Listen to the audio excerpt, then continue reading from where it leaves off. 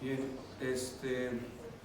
hermanos, vamos a seguir adelante. Vaya a Hebreos 6. El día de ayer, como algunos de ustedes sabían, recibí una invitación a una iglesia de hermanos pues presbiterianos, y se supone que son reformados, ¿verdad? Y bueno, lo son. De hecho, el joven que siempre hace esta invitación, el joven Munervi, alguno de ustedes lo conoce, me invitó desde hace meses ya a participar a un taller de evangelismo. Y bueno, yo escogí el tema, pues desarrollando una cultura de evangelismo. Y el día de ayer, pues lo que traté de enseñar a la iglesia ahí reunida fue que más que una planeación, más que una organización, más que un programa, una campaña evangelista, todos nosotros debemos aprender a vivir con la vida común, sumergidos en una práctica de evangelismo. Mostré algunos datos, algunas implicaciones, y sí acusé lo que la iglesia hoy hace y entiende por evangelismo, que son campañas. Un día se pone la camisa evangelista, participan en esa noche con una programación de luces, música y llamadas al altar, y después se quitan la camisa y siguen su vida secular. Entonces, eso fue una de las observaciones que hice, y después les mostré una estadística de Barna, de Estados Unidos. Se hizo un estudio de cuántas personas que realmente son creyentes, cuántas de ellas han venido a la fe por medio de este tipo de campañas. Y era menos del 1% de las personas que pudieron decir: yo vine y sé que nací de nuevo en una campaña de tal o cual evangelista. Y en esa estadística se incluían no solamente las campañas evangelistas, también la televisión. Entonces empecé a hacer una referencia a eso, de que el método personal es el método más eficaz que las Escrituras nos proponen. Aquí es donde uno a uno compartimos nuestra fe con nuestras amistades, con nuestra familia.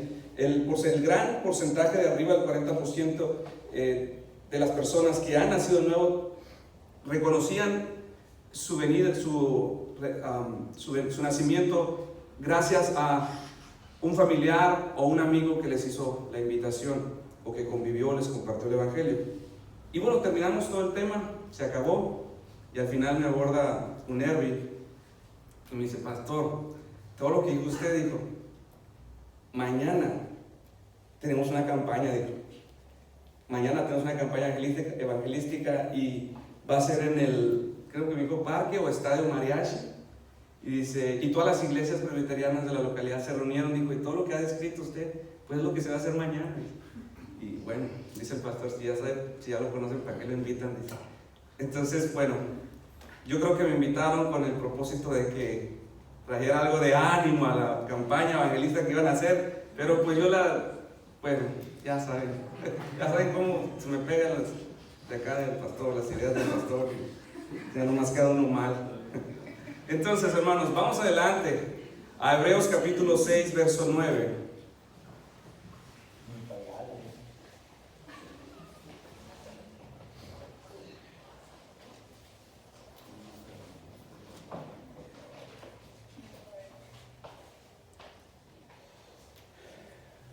Bueno, el verso 9 va a ser nuestro verso, pero quisiera que leamos a partir del verso 1 para volvernos a mantener en el contexto.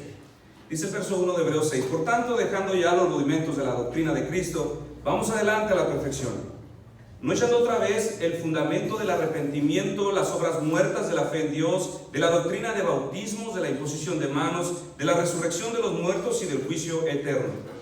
Y esto haremos si Dios en verdad nos lo permite. Después empieza a hablar fuertemente, una advertencia. Porque es imposible que los que una vez fueron iluminados y gustaron del don celestial y fueron hechos partícipes del Espíritu Santo, y asimismo gustaron de la buena palabra de Dios y los poderes del siglo venidero, y recayeron, sean otra vez renovados para arrepentimiento, crucificando de nuevo para sí mismos al Hijo de Dios y exponiéndole a vituperio. Porque la tierra que bebe la lluvia, que muchas veces cae sobre ella y produce hierba provechosa a aquellos por las cuales es labrada, recibe bendición de Dios. Pero la que produce espinos y abrojos es reprobada, está próxima a ser maldecida, y su fin es el ser quemada. Durante varias semanas hemos estado abordando estos últimos versos que acabamos de leer. Y sin lugar a dudas, mis hermanos, todos los que fueron expuestos a la predicación de estos versos durante las últimas semanas, y que no solamente las escucharon, sino que además las recibieron, seguramente muchos de ustedes sintieron alguna sensación de condenación, alguna sensación de espanto. Quizás alguno llegó al punto de cuestionar la sinceridad de su profesión. O tal vez fueron movidos a orar diciendo: Señor, líbrame de ser alguno de aquellos que vuelven atrás. Otros de ustedes quizás reafirmaron su arrepentimiento y pidieron fuerzas a Dios para seguir adelante. Y no es para menos, mis hermanos. Pues nuestro escritor, con el marro de la palabra, golpeó fuertemente nuestro fundamento hasta estremecerlo. Cada impacto de la palabra fue dado con la intención de descubrir el fundamento falso que algunos abrigan. Y además, tomó la escritura como una espada de dos filos para penetrar hasta lo más profundo de los corazones y denunciar las falsas esperanzas que muchos abrigan en sus corazones. Sin lugar a dudas, esto es una terrible condena, una denuncia que demuestra que nuestro escritor no desea ni quiere que se pierdan aquellos que han retrocedido o aquellos que están en peligro de retroceder.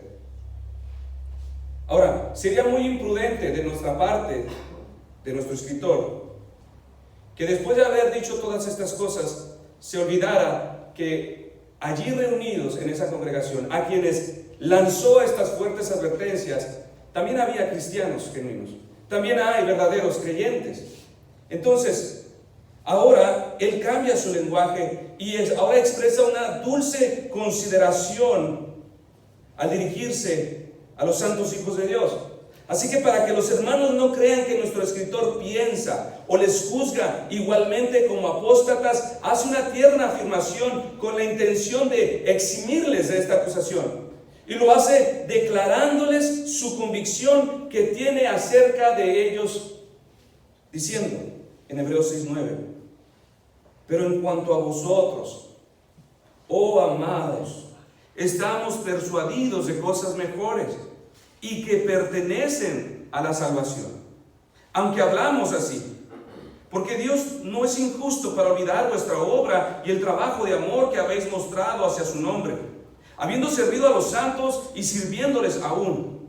Pero deseamos que cada uno de vosotros muestre la misma solicitud hasta el fin, para plena certeza de la esperanza, a fin de que no os hagáis perezosos, sino imitadores de aquellos que por la fe y la paciencia heredan las promesas. En otras palabras, nuestro escritor es como si dijera: ustedes podrían ser tentados a pensar que todo lo que he dicho anteriormente lo he dicho acerca de ustedes. Quizás ustedes se han sentido que los he tratado como apóstatas, como aquellos que vuelven atrás, pero en ningún momento me he referido a ustedes. Esto es lo que está diciendo nuestro escritor. Lo que he hablado lo he dicho exclusivamente por aquellos que abrigan una profesión externa de fe. Lo he dicho por aquellos que permanecen mirando de lejos la vida de iglesia. Aquellos que se conforman con tener solo pocas degustaciones acerca del Evangelio, acerca de la palabra. Amados hermanos, de ninguna manera pretendo ni quiero insinuar que ustedes pertenecen a este grupo. Ni siquiera lo pienso y no quiero que ustedes lo piensen así. Es como si el apóstol estuviera diciendo: créanme, yo les considero mis hermanos y creo firmemente, estoy convencido que su estado es mucho más elevado, mucho más glorioso. Creo de todo corazón que ustedes son preservados para disfrutar la vida eterna. Cuando nuestro pasaje dice: pero en cuanto a vosotros, la intención de nuestro escritor es pintar una línea que divide a dos grupos. Una línea que divide a los incrédulos de los hijos de Dios, a los creyentes de los hipócritas. Y a su vez, le es necesario marcar esta línea para establecer a los cristianos, de manera que no se desanimen o se aterroricen ante estas palabras, pues él sabe que en ellos no hay nada en lo anteriormente dicho que sea razón suficiente para perturbarles o para desanimarles. Pues aunque estas palabras son muy duras, aunque son rígidas, no son dichas para herir a los creyentes, no son dichas para desanimarles. De hecho, no iban dirigidas a ellos. Más bien era para despertar, para afligir a los pecadores que se han consolado con profesar una fe externa. Cuando nuestro escritor dice: pero en cuanto a vosotros, oh amados, reconoce que hay dos grupos reunidos en una misma congregación. Y sabe, mis hermanos, que es necesario hacer esta declaración, porque después de hablar de todas estas cosas, sabe que uno de estos dos grupos será más pronto para aplicarse a sí mismo las advertencias, los peligros que han sido denunciados. Hay uno solo que será muy pronto para aplicárselas a sí mismo. Y estos, mis hermanos, serán los mismos cristianos. Estos serán los que no tienen razones para preocuparse, los que serán prontos para tomar esa palabra e implantarla en sus propios corazones, estremeciéndose de miedo por las advertencias que escuchan. Por eso es necesario que nuestro escritor aclare a quienes se dirige. Y él reconoce la condición de los hermanos. Él sabe y que está consciente que son los verdaderos creyentes los que siempre responden a la palabra de Dios. Él sabe que entre el incrédulo y el creyente son los creyentes los que siempre están receptivos a la voz de su maestro, a la voz de su pastor. Están listos para escuchar todo lo que emana de la palabra de Dios. Y esto incluye que no solamente escuchamos las promesas, no solamente las bendiciones, sino que también somos dados a tomar como nuestras las advertencias, los juicios y las amenazas del Señor. Aun cuando esto último no está dicho para nosotros, aun cuando no se nos ha dicho con la intención de que las tomemos para nosotros. Recuerda aquel evento cuando Jesús estaba reunido con sus discípulos y Él les dijo: uno de ustedes me traicionará. Todos a un instante sospecharon de sí mismos, menos Judas. Judas fue el que sospechó de sí mismo a lo último. En Mateo 26 tenemos esta historia. Al anochecer, Jesús estaba sentado a la mesa con los 12. Mientras comían, les dijo: les aseguro que uno de ustedes me va a traicionar. Ellos se entristecieron mucho y uno por uno comenzaron a preguntarle: ¿acaso seré yo, Señor? ¿Seré yo, Señor, o yo? ¿Acaso seré yo, Señor? Así cada uno. Y él dijo: el que mete la mano conmigo en el plato es el que me va a traicionar, respondió Jesús. A la verdad, el Hijo del Hombre se irá tal como está escrito de él, pero hay de aquel que lo traiciona, más le valdría a este hombre no haber nacido. ¿Acaso seré yo, Rabí?, le dijo Judas mientras mordía quizás un pan, el que te va a traicionar. Tú lo has dicho, contestó Jesús. Así, mis hermanos, de la misma manera, cuando los cristianos escuchan la reprobación, la amonestación, las advertencias al incrédulo, al hipócrita, al falso, se preguntan: ¿acaso soy yo, Señor, de quien estás hablando? ¿Estás hablando de mí, Señor? El Espíritu Santo, tal vez como un susurro silencioso en nuestros corazones, nos dice: no, tú eres hijo, tú eres hija. Y nosotros replicamos: pero todo cuanto has dicho lo encuentro en mi corazón. No, todo cuanto has hablado lo veo en mí. Ayúdame, tengo miedo de no ser uno amado por mi Señor, de ser contado entre los que te aborrecen. Ayúdame. Y volvemos a decir: toma mi vida, toma mi corazón, me arrepiento de mis pecados. Y el Espíritu Santo tiene que lidiar con nosotros. No, tú eres mi hijo amado, tú eres mi hija amada. Los cristianos, mis hermanos, siempre son los más prontos a hacer tristes conclusiones acerca de sí mismos. Y de hecho, mis hermanos, seguramente todas las personas que se acercaron y me preguntaron y hablaron de estos versos y de lo aterrorizante que se sentía haber escuchado estas exposiciones, son los que no tienen problema con ello.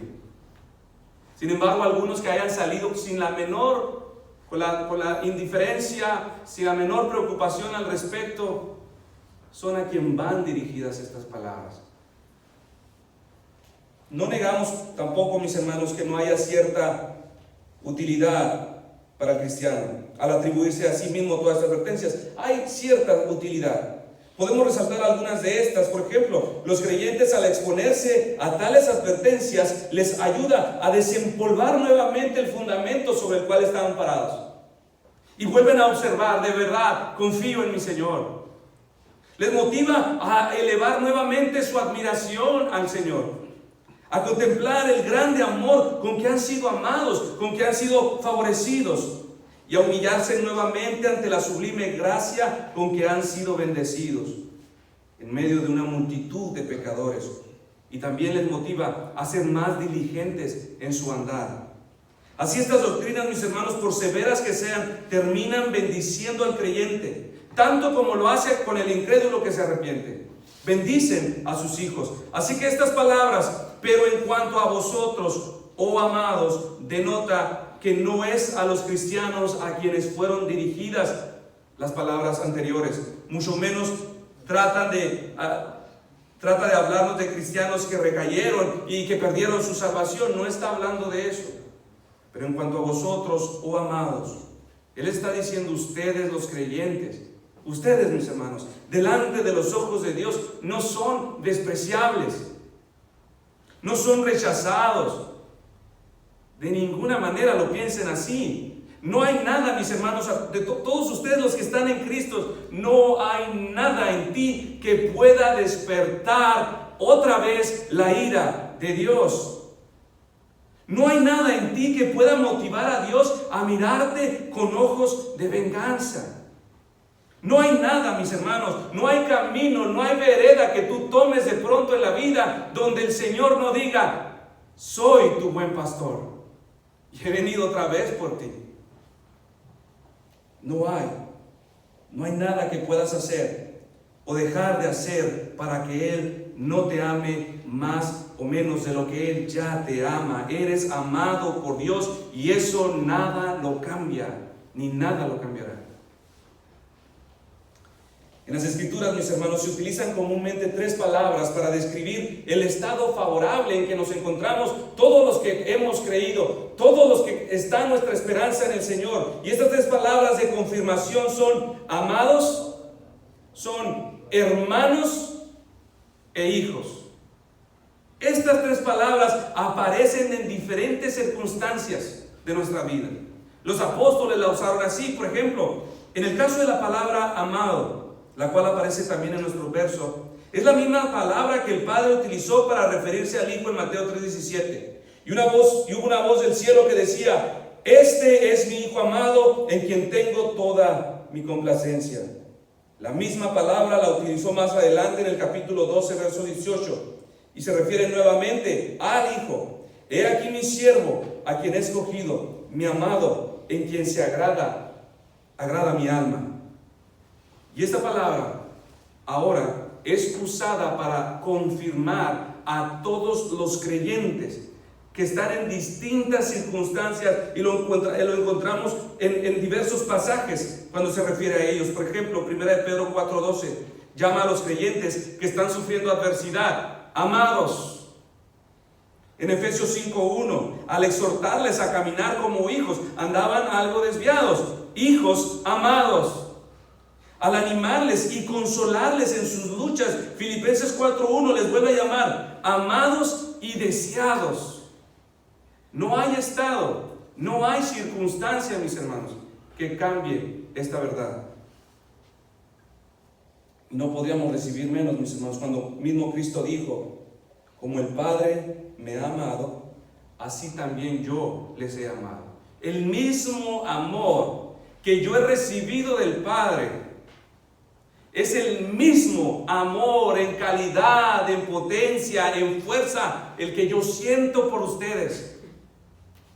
Esto es suficiente, mis hermanos, para meditar, para desbordar nuestros corazones de gratitud, de contentamiento. El mismo amor. No podría describirlo. Nadie podría describir el gran amor que el Padre siente por el Hijo y que diga, este mismo amor ha sido derramado sobre todos ustedes. No hay circunstancia, mis hermanos, adversa o estado en el que tú como creyente mejores o empeores tu estado delante del Señor. Simplemente eres amado. La otra palabra es hermano. Podemos decir que en diversos pasajes de las Escrituras encontramos a los mismos apóstoles siendo muy cuidadosos. Tal y como el hermano que escribió si fue apóstol, si fue un hombre estudioso, los comentaristas no se ponen de acuerdo. Pero también él fue muy cuidadoso. Después de hablar severamente, él dice, pero en cuanto a vosotros, amados, esposa del Señor, tengo otro concepto. Sabía que estaba delante del Señor predicando. Sabía que estaba dirigiéndose también a la esposa del Señor. Y todos los apóstoles mantuvieron este mismo respeto, esta misma ternura al dirigirse a los hermanos. Ellos reconocen el estado favorable de la iglesia delante de Dios. Así que si Dios no quiebra la caña, ni apaga el pábilo que humea, mucho menos lo harán ellos con una iglesia que arde. Es por eso que en otras ocasiones, al tratar con las debilidades de la iglesia, los apóstoles, ya sea al amonestar, ¿cuál era su tarea?, al prohibir, al exhortar, al mandar, acompañaron todas estas palabras, todas estas medidas con la palabra hermanos. Siempre lo hicieron, porque de alguna manera ellos no querían que la iglesia se sintiera rechazada, despreciada, aun cuando era necesario corregirle. Al darles mandamientos, según el de Tesalonicenses 3:6, pero os ordenamos, hermanos, al prohibirles, hermanos míos, que vuestra fe en nuestro glorioso Señor Jesucristo sea sin acepción de personas. Al reprenderles en Santiago, de una misma boca procede bendición y maldición. Hermanos, esto no debe ser así. Al exhortar en 1 Timoteo 5, no reprendas al anciano, sino exhórtale como a padre, a las más jóvenes como a hermanos, a las ancianas como a madres, a las jovencitas como a hermanas, con toda pureza, con toda delicadeza. Esto, mis hermanos, con la intención de que los corazones de estos hermanos de la iglesia no fuese desalentada y que de ninguna manera, a pesar de la rigidez con que son tratados, con que son disciplinados, se lleguen a sentir descartados, desechados, sino que en lugar de eso se sientan confirmados como hijos, a pesar de que sea duro el padre, a pesar de que las exhortaciones o las amonestaciones sean duras, se sientan ellos tratados como hermanos, porque son amados. Y si seguimos con la palabra hijos, mis hermanos, también duraríamos otra media hora, podríamos durar mucho tiempo describiendo todas las abundantes evidencias de cómo Juan trata con la iglesia y cómo también se atreve a llamarle hijitos. Todas estas formas, mis hermanos, es como el Señor considera y cuida a su iglesia. Nos muestran cómo Él trata con su iglesia y nos muestra cómo los mismos apóstoles lidiaron con la iglesia. Esto es una pauta, esta es una firme pauta, mis hermanos, para todos nosotros. Es una regla, es una gran lección que nos indica cómo todos los hermanos creyentes debemos conducirnos dentro de la iglesia. Con ternura, con amor, con respeto. Habremos de amonestarnos, sí, habremos de exhortarnos, sí, pero todos debemos nunca olvidar que cuando nos relacionamos con la iglesia, estamos relacionándonos con la esposa del Señor. Es por eso, mis hermanos, que entre todos nosotros debe existir siempre un trato honroso, un trato digno, respeto, amable, prudente, cortés. Debe haber sencillez de corazón entre todos los que somos hermanos. El Señor Jesús así lo ha hecho. El Padre así lo ha hecho y los apóstoles lo han hecho. Asimismo, mis hermanos, debemos de hacerlo también nosotros. Pero especialmente se espera que sean los ministros de la palabra quienes enseñen y quienes practiquen estas cosas. Ellos deben procurar amar, ellos deben procurar respetar al pueblo tal y como el Señor lo ha hecho. ¿Por qué? Porque a ellos se les ha dado principalmente la responsabilidad de lidiar con los problemas de la iglesia, con la amonestación, con apacentar la grey, con a veces amonestarles, a veces regañarles, llamarles la atención. Esta es su tarea. Entonces deben de instruir, deben corregir, deben exhortar, deben disciplinar, amonestar con toda paciencia, con toda ternura, con todo amor. Y por lo tanto han de cuidar de la esposa de Cristo, como dice Pedro, no por fuerza, sino voluntariamente, no por dinero, sino con ánimo pronto, no como teniendo señorío sobre ella, sino con ejemplo. Y usted sabe, mis hermanos, que al respetar los ministros a la iglesia, tal y como el Padre, como el Hijo y como los apóstoles lo han hecho, la iglesia está en una mejor disposición de recibir la instrucción, de recibir los mandamientos, de recibir todo cuanto reciben de sus ministros. Cuando esto hacen, no es ningún problema obedecer Hebreos 13:17. Obedeced a vuestros pastores y sujetaos a ellos, porque ellos velan por vuestras almas, como quienes han de dar cuenta, para que lo hagan con alegría y no quejándose, porque esto no es provechoso. Así que todas estas manifestaciones, mis hermanos, de amor en las Escrituras, a pesar de la rudeza de las palabras, enseñan al pueblo que todo cuanto reciban, amonestaciones, instrucciones, correcciones, son fruto del amor. Y enseñan estas palabras de nuestro escritor, enseña que los ministros también, todo cuanto hagan a favor de la iglesia, debe brotar igualmente de un mismo amor, ya sea al instruir, al reprender, al denunciar, todo debe ser en amor. A tal punto, mis hermanos, que podamos decir como el salmista dijo en el Salmo 141:5, que el justo me castigue será un favor, y que me reprenda será un excelente bálsamo. ¿Por qué? Porque sé que me ama. Así que, si a ese grupo reunido, mis hermanos, con la congregación, a quienes primeramente se dieron estas duras palabras, si ellos recibieron con sencillez de corazón estas advertencias, seguramente fue así porque hubo abundantes evidencias de amor de parte de la iglesia, de parte de los ministros. Si había incrédulos que recibieron con sencillez estas palabras, seguramente había sido ya trabajado por amor entre ellos.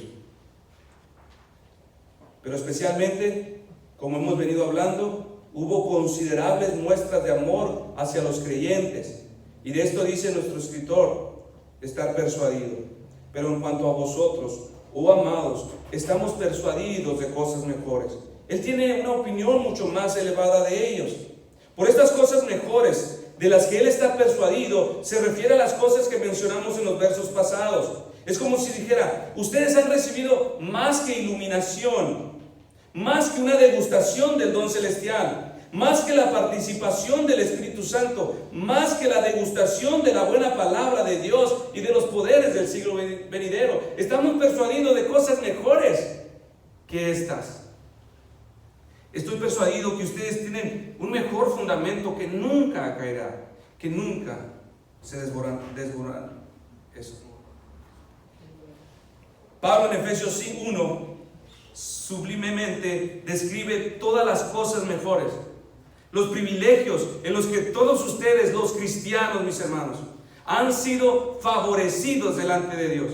Nos da una descripción de las cosas mejores. Vaya por favor a Efesios 1. Quiero leer esta porción para que veamos cómo Pablo describe estas cosas mejores. Voy a leer a partir del verso 3. Bendito sea el Dios y Padre de nuestro Señor Jesucristo, que nos bendijo con toda bendición espiritual en los lugares celestiales en Cristo. Iglesia, esto es dicho a ustedes, ¿ok? No se lo dijeron a la iglesia de Éfeso, se lo está diciendo a ustedes. Según nos escogió en Él antes de la fundación del mundo, para que fuésemos santos y sin mancha delante de Él, en amor, habiéndonos predestinado para ser adoptados hijos suyos por medio de Jesucristo, según el puro afecto de su voluntad, para alabanza de la gloria de su gracia, con la cual nos hizo aceptos en el amado, en quien tenemos redención por su sangre, el perdón de pecados según las riquezas de su gracia, que hizo sobreabundar para con nosotros en toda sabiduría e inteligencia, dándonos a conocer el misterio de su voluntad según su beneplácito, el cual se ha propuesto en sí mismo, de reunir todas las cosas en Cristo, en la dispensación del cumplimiento de los tiempos, así las que están en los cielos como los que están en la tierra. En Él, asimismo, tuvimos herencia, habiendo sido predestinados conforme al propósito del que hace todas las cosas según el designio de su voluntad, a fin de que seamos para alabanza de su gloria, nosotros los que primeramente esperábamos en Cristo. En Él también vosotros, habiendo oído la palabra de la verdad, el evangelio de vuestra salvación, y habiendo creído en Él, fuiste sellados con el Espíritu Santo de la promesa. O sea, no es una participación, es la plenitud de Dios en el Espíritu Santo en los hombres, que es las arras de nuestra herencia hasta la redención de la posesión adquirida para alabanza de su gloria. Por esta causa también yo, habiendo oído de vuestra fe en el Señor Jesús y de vuestro amor para con todos los santos, no ceso de dar gracias por vosotros, haciendo memoria de vosotros en mis oraciones, para que el Dios de nuestro Señor Jesucristo, el Padre de gloria, os dé espíritu de sabiduría y de revelación en el conocimiento de Él, alumbrando los ojos de vuestro entendimiento, para que sepáis cuál es la esperanza a aquel que os ha llamado, y cuáles las riquezas de la gloria de su herencia en los santos, y cuál la supereminente grandeza de su poder para con todos nosotros los que creemos, según la operación del poder de su fuerza, la cual operó en Cristo, resucitándole de los muertos y sentándole a su diestra en los lugares celestiales, sobre todo principado y autoridad, poder y señorío, y sobre todo nombre que se nombra, no solo en este siglo, sino también en el venidero.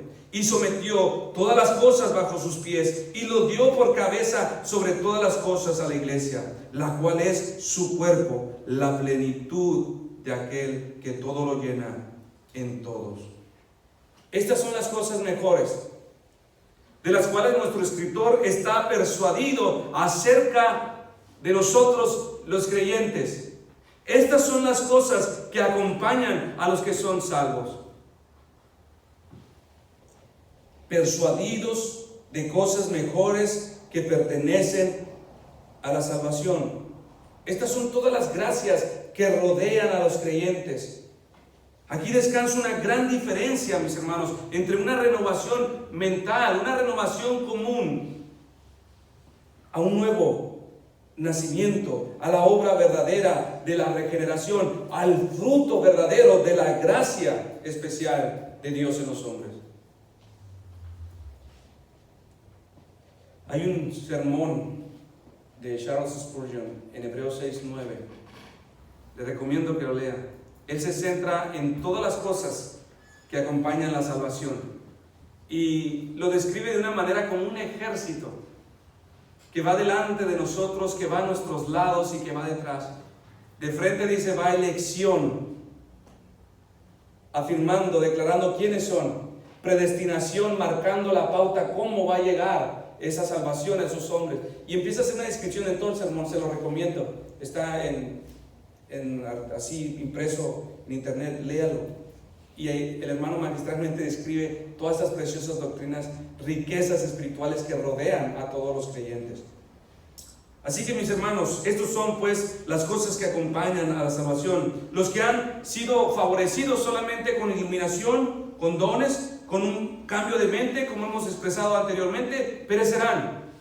Pero los otros que han recibido conocimiento salvador, la justificación por medio de la fe, la plenitud del Espíritu Santo habitando en ellos, estos sin lugar a dudas serán salvos, verán a Dios. Entonces, mis hermanos, este es un fuerte motivo para todos nosotros, para hacer todo lo que esté en nuestro alcance, para crecer en esa seguridad. Sí, sabemos, somos salvos, pero ahora tenemos una tarea. No es como, bueno, ya soy salvo, a disfrutar la vida. No es así. El Señor nos llama a que trabajemos en la seguridad de nuestra salvación, a que crezcamos en pureza en nuestra santidad. Mientras tú tengas dudas acerca de tu salvación, debes continuar asegurándote de ser uno de los escogidos de Dios. No puedes consolarte con un pensamiento, con una sensación. Debes marchar hasta tener completa certeza, hasta que tu alma esté totalmente tranquila, mis hermanos. Esa es mi meta. De verdad, quiero que el día que yo llegue a viejo, a morir a 97 años, y no me la acabo ahorita con las migrañas y la presión. Yo quiero que si mis hermanos jóvenes de hoy, o los niños de hoy, me acompañan a morir en ese lugar, vamos a ver al pastor que se está muriendo, puedan ver la tranquilidad, la seguridad con la que voy a enfrentar esa transición. Así como la vi en el pastor Gregorio, era un testimonio. Vamos a darle ánimo, vamos a orar por el pastor. Uno era el que salía animado, uno era el que era confrontado. El hermano ya no podía hablar, ya no podía expresarse, pero apenas entendía su voz y me decía: Toño, gracias a Dios. decía: ¿qué vamos a orar por el hermano? ¿Qué vamos a darle ánimo, hermano? Ya está completo, ya está listo. Yo quiero morir así, completamente firme, establecido. Voy a ver a mi Señor sin la menor pizca de duda. Así como murió el pastor Gregorio, que fue un testimonio impactante para mí, verlo con toda seguridad. Decía: vamos adelante. Y todavía decía: oh, si el Señor me concediera 1000 vidas, las dedicaría todas a Cristo. Aún firme en su llamado y conectado con eso. Así quisiera y así deseo que yo también tener esa seguridad para cuando el Señor, para cuando llegue la hora, no tener la menor duda de que vamos al cielo, de que voy a ver a mi Señor.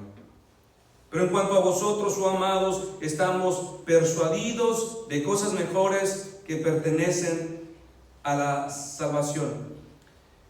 Algo que puedo ver aquí, mis hermanos, es que seguramente nuestro escritor, nuestro ministro, apóstol, quien escribió esta carta, había convivido mucho, pero mucho tiempo con estos hermanos. Para poder hablar así: estoy persuadido, estoy convencido de que ustedes son salvos. Debió haber convivido mucho con ellos. Seguramente pasó el tiempo suficiente para poder observar su perseverancia, para ver el tipo de fruto que estos producían en tiempos de carencia, en tiempos de bonanza o en tiempos de adversidad. Seguramente consideró las peticiones de oración que traían frecuentemente a la iglesia, no centradas en su vida terrenal. Observó la naturaleza de sus dolores, la naturaleza de sus preocupaciones, la cosmovisión que estos hermanos tenían de la vida. Miró sus luchas, observó sus lágrimas, sus esfuerzos por permanecer en pureza, en santidad. Y después de haber pasado tanto tiempo con ellos, pudo estar también junto con ellos, persuadido de que ustedes, verdaderamente, mis hermanos, van al cielo. Pablo lo expresó también en Filipenses 1:3. Doy gracias a mi Dios siempre que me acuerdo de vosotros, siempre en todas mis oraciones, rogando con gozo por todos vosotros, por vuestra comunión en el Evangelio desde el primer día hasta ahora. Siguen firmes, estando persuadido de esto, que el que comenzó en vosotros la buena obra, la perfeccionará hasta el día de Jesucristo. Estoy convencido de que esto no termina con ustedes. Estoy convencido de que ustedes son verdaderamente salvos, creyentes. Es lo que él está diciendo. Así que, mis hermanos, estos hermanos, este ministro, esta iglesia pasó mucho tiempo juntos, en dolores, en días buenos, en días malos, en oraciones, en visitas al enfermo a su casa, en días de campo. Pasaron mucho tiempo, platicaron demasiado, pudieron observar sus corazones. Que nuestro ministro les dice: estoy convencido ahora de que ustedes verdaderamente son salvos. Así que, mis hermanos, una visión individualista de nuestra salvación puede ser muy sospechosa y cosa muy poco confiable. Una persona que se ve a sí misma salva sin comprometerse con una iglesia, sin permanecer bajo el cuidado y supervisión de ancianos de la iglesia, de ministros, de pastores, su salvación puede ser un asunto muy cuestionable. Hay personas así, se sienten salvos, pero no están teniendo convivencia, no están conociendo a sus hermanos, no están creciendo.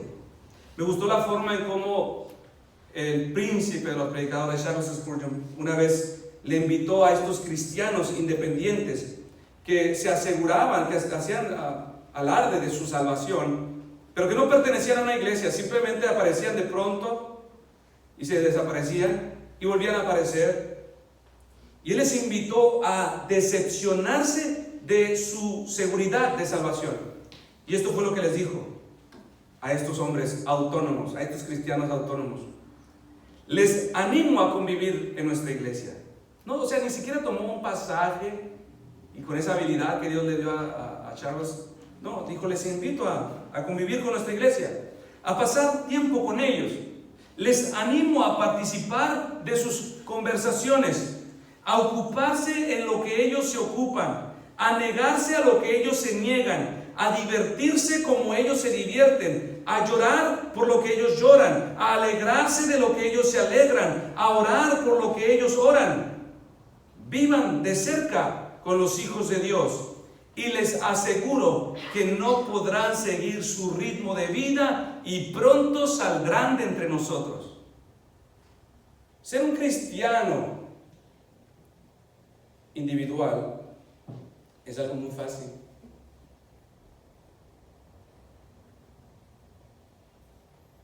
Jesús no murió por individuos, murió por un pueblo. Yo no soy la iglesia vagando por ahí. Soy parte de la iglesia, si verdaderamente lo soy. Una hermana viuda o divorciada no es la esposa de Cristo, es parte del cuerpo a quien Cristo llama mi esposa. La esposa es la iglesia, es todos los miembros juntos. Somos de una manera especial, mis hermanos, cuando estamos juntos. Allá separados no somos iglesia, somos los hermanos.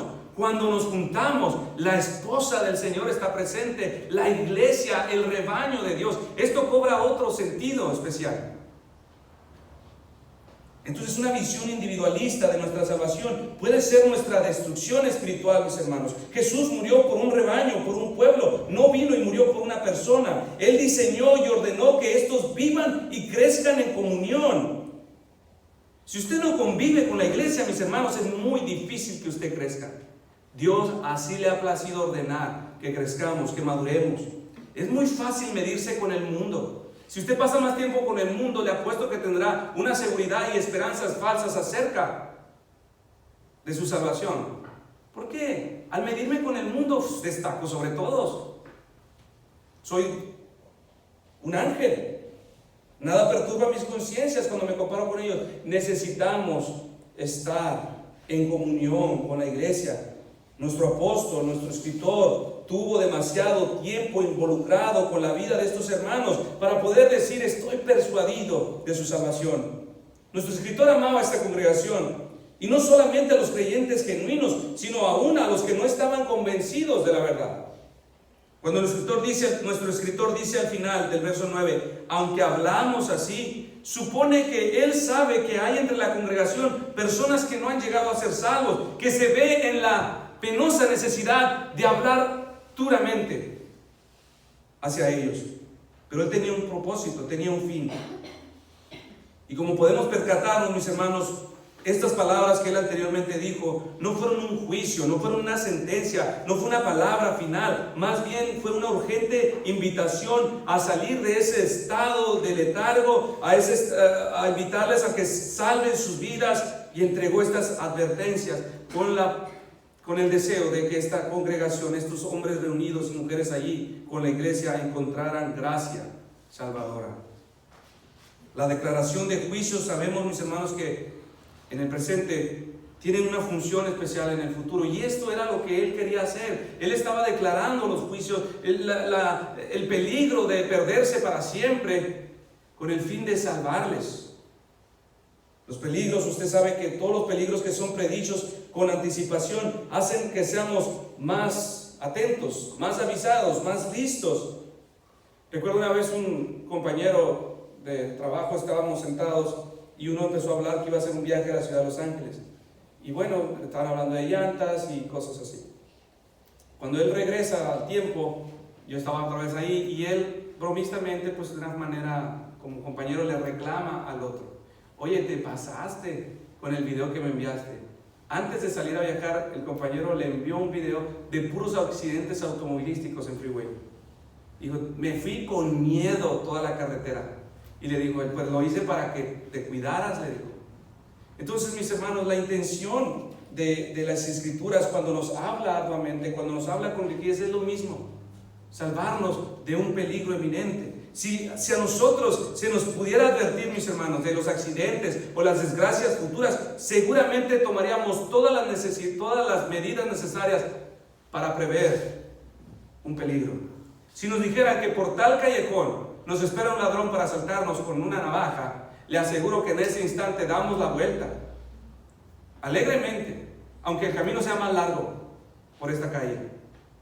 Si se nos advirtiera que en nuestro viaje a Los Ángeles, al lugar que a usted se le antoje, tendremos un accidente, póngale que vamos a Disney, un gran momento, un lugar donde nos vamos a divertir con la familia, pero si alguien fuese capaz de decirnos: ¿sabes qué? En tal carretera vas a tener un terrible accidente, nos quedamos en casa y no nos lamentamos habernos perdido esa diversión, contentos de habernos abstenido de viajar. Así, mis hermanos, el Señor nos está llamando a través de estos peligros que Él nos expone. Nos llama: abstente, niégate a mismo y encuentra contentamiento de que salvas tu vida. Muchos de nosotros nos lamentamos y creemos que al venir a la iglesia o al dedicarnos al Señor vamos a perdernos algo bueno. Al contrario, estamos salvando nuestras vidas. Y por eso el cristiano que ha entendido esto, mis hermanos, encuentra contentamiento. No hay pérdida para los que están en Cristo. Entonces, mis hermanos, las advertencias de ninguna manera podemos tomarlas a mal, podemos tomarlas de una manera contraria, debemos tomarlas como una muestra de amor, como una evidencia de alguien que se preocupa por nuestro estado eterno. Así, nuestro Señor, por medio de la Biblia, nos está hablando, nos está advirtiendo de un gran peligro. Hermanos, hemos dicho ejemplos. Si usted viajara y le advirtiera de un gran peligro, usted estaría contento con oírlo. El Señor lo está haciendo desde hace miles de años, advirtiendo a los hombres de un gran peligro, de un final donde todos los hombres van corriendo. Y Él ha previsto esto. Y nos lo ha comunicado, nos lo ha hecho saber, no ha permanecido en silencio. Ahora, no es el diablo el que está al final del camino, es su ira, es Él mismo. Su justicia demanda que trate justamente al pecador, y su justicia demanda que éste muera hasta que pague el último crimen a su gran majestad. Y para nuestra mala suerte, Dios es eterno y es una justicia eterna, es una honra eterna a la cual hemos confrontado, a la cual nos hemos revelado. Por lo tanto, nosotros, criaturas finitas, no podremos pagar jamás. Y el Señor lo sabe. Si Él hubiese guardado silencio, si Dios no nos hubiese revelado esto a través de las Escrituras, contentos a encontrarnos contra el puño de Dios. Sin embargo, mis hermanos, Él ha provisto un camino. Él ha provisto uno a su altura, uno que podía pagar en unos instantes la gran falta y pecado que habíamos hecho contra Él. Uno semejante a Él, su Hijo, Dios encarnado, fue enviado a la tierra. ¿Para qué? Para vivir una vida perfecta en representación de todos nosotros. Todos nosotros nos hemos rebelado, no hemos cumplido a cabalidad lo que nos demanda el Señor, ni una sola cosa. Él no solamente vino a morir, vino a vivir una vida perfecta y después también a pagar todo lo que hicimos, y murió en una cruz y padeció como un hombre, como un pecador, y fue sepultado y resucitó. Esa es la prueba de que su sacrificio fue aceptado y de que todo aquel que en Él crea puede tener vida eterna. Mis hermanos, una vez más el Señor ha entregado el Evangelio y este es el día de salvación, este es el día de oportunidad. Si hoy tú has escuchado este mensaje, no lo tires a la borda, no lo desprecies. Si tienes problemas para recibirlo como tuyo, pídele al Señor: Señor Jesús, dame tu palabra, entrégame tu evangelio, dame tu Santo Espíritu, que no veo mis pecados, revélame mi condición delante de ti hasta que vea con mis ojos tu grandeza y pueda ver mi condición y lamente mi estado. Si esto aún no pasa, pídeselo al Señor. Es su deseo salvar.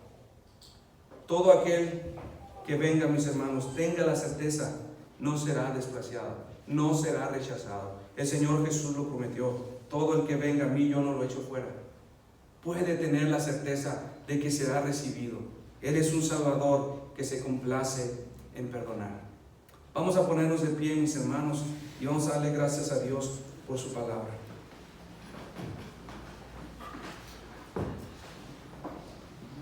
Después nos despediremos cantando.